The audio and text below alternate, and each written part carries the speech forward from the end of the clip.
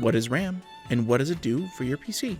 A good way to think of RAM is to think of it as a workbench. Your CPU does a lot of work processing all of the different data that comes to it, and the CPU uses the RAM to temporarily store data that it's working with. This means the more space on the workbench, the more stuff the CPU can store on it to use for any task that it's working on. This is why you always want to make sure that you have the right amount of RAM for your system. My recommendation for a gaming system is to go with at least 16 gigabytes for mid to high tier systems. You can get away with 8 gigs, but with newer games and programs becoming hungrier and hungrier for your sweet RAM, you'll almost certainly encounter issues if you do anything above basic computing. For all of you aspiring editors or streamers out there, I highly recommend going with 32 to 64 gigs. At the end of the day though, double check what's recommended by the games and software that you use. These are just some very basic guidelines that I hope help you get started on your journey of learning